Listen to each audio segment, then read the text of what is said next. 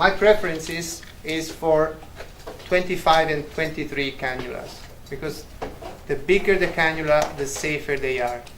When you use a thinner cannula, 27 or 30, they are cutting like needles. So 25, it's a good idea. 23 can be even better, and I prefer to have longer cannulas and not so flexible. Flexible but not so flexible. This is my idea, but especially when you work from this area and you want to work on the whole cheek, you want to have an instrument that works, that fits your needs.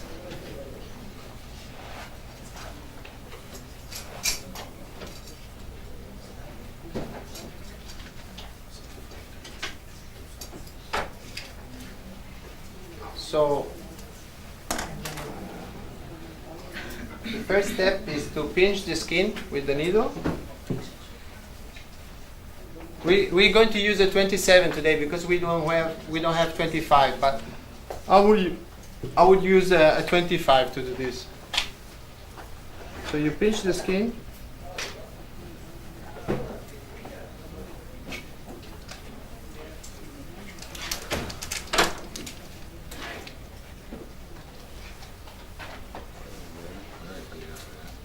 Okay, this is the cannula, maybe.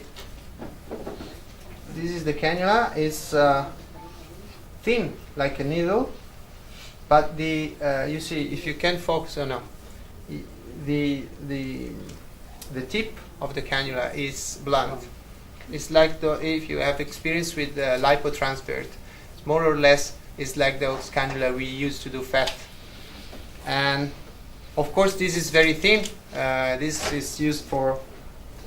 Did I just stop it?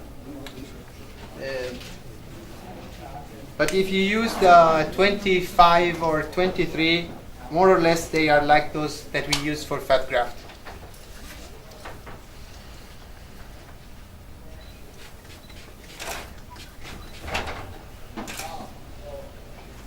So from the point of entry, you slide down the cannula. It's not painful. You can go easily.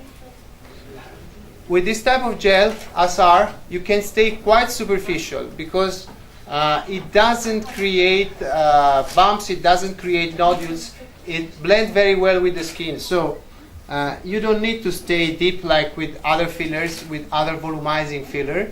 You are in the subcutaneous tissue, but you are quite superficial. In the injection work is very slow, up and down.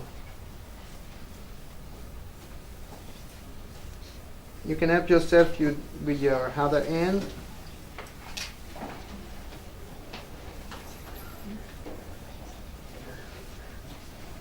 You can give a local anesthesia, but usually it's very little or no painful at all.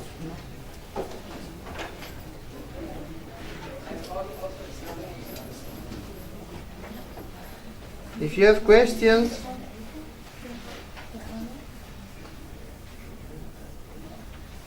so with this, you're going to volumize very delicately all the area, and the effect of this product will be especially good in the next days.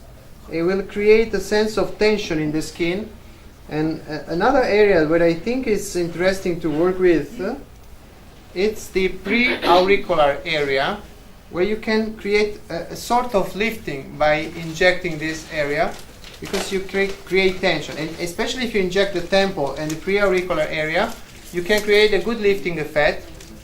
Be careful, because especially when you get to this area, there are some vessels, and the skin is tightly attached to the fascia, so it can be painful. They can have pain for even 1 week after the treatment, but it works very well.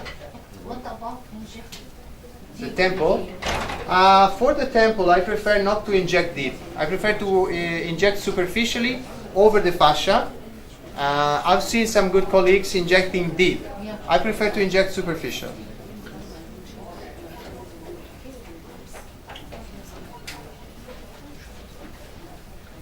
And when you use the cannula, it's very difficult to have bruises, if you get some bruises, you get the bruise where you touch the skin with the needle.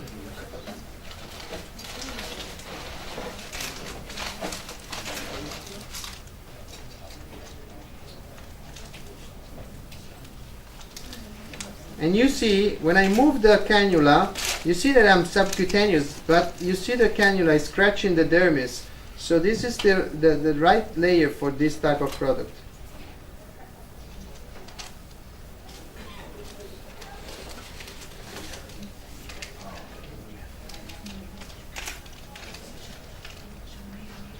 And one other important point is that I'm trying to do patients here like in the office. I mean, it's very easy to do patients in a workshop with 12 syringes. Of course you get good results. But I don't know here, but in my office, in general, patients cannot afford more than 3-4 syringes at a time. Same here. Okay, so I think a workshop should be realistic. Because if I inject 12 syringes, of course I'm good. I am patient. Not good for us. Okay, but beyond this is that when you inject that much, you create a little bit of swelling. Hyaluronic acid is very well tolerated by the body, but if you inject too much, it will swell.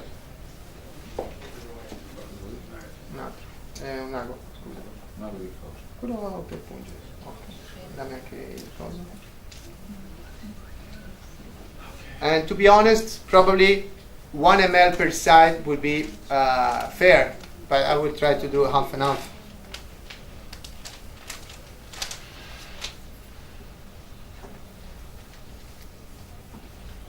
Doctor, how you choose the point?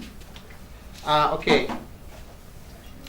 It's a long story, but if you see if you remember the slide about fat compartment of the face, what you are trying to do is to fill the superficial fat compartments.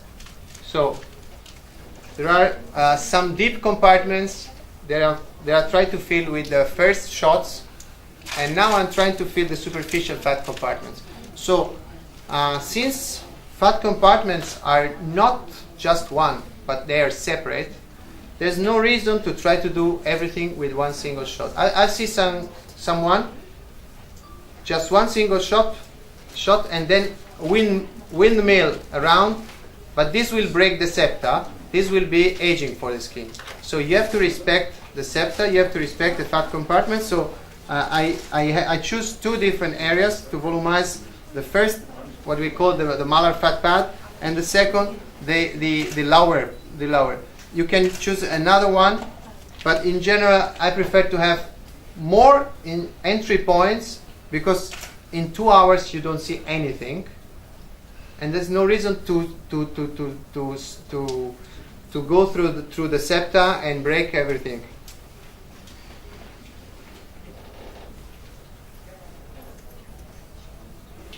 And when you use a cannula and you feel a strong resistance, it means you are you are against the septum.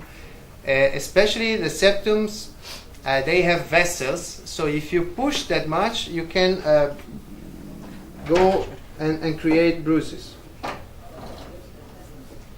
It should be very easy. The injection should be very soft and not with resistance.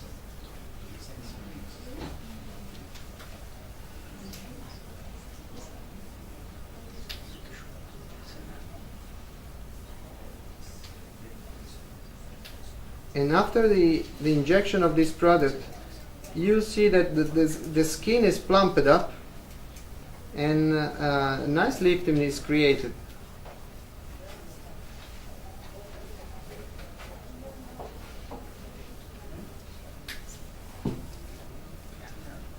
Of course, she need little in this area, but I decided to use it just to show how to inject the product.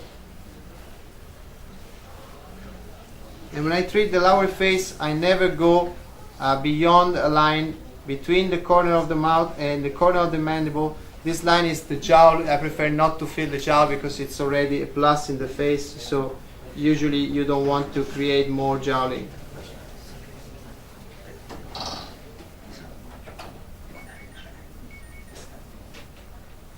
When you inject this area, you create tension on the nasolabial fold. The nasolabial fold fade away.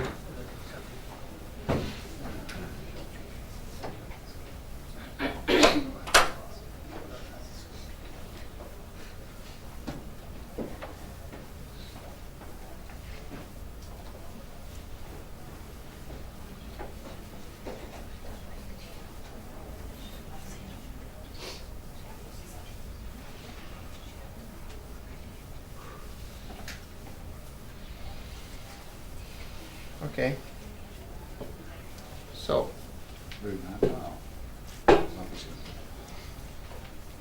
I would do a little bit more, but I don't want to create puffy faces in general. So, can you sit down, please? Okay, you see, I didn't treat the nasolabial fold, but I get rid of most of the nasolabial. So, I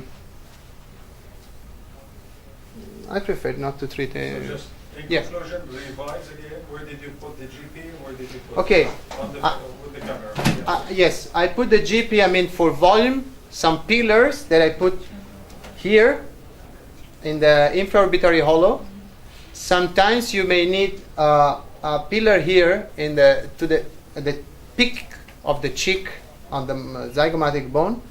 Another pillar is in the nasolabial angle. Another one or two pillar here in the labiomental groove. So when you put those, you get some lifting and projection because you put vertical shots.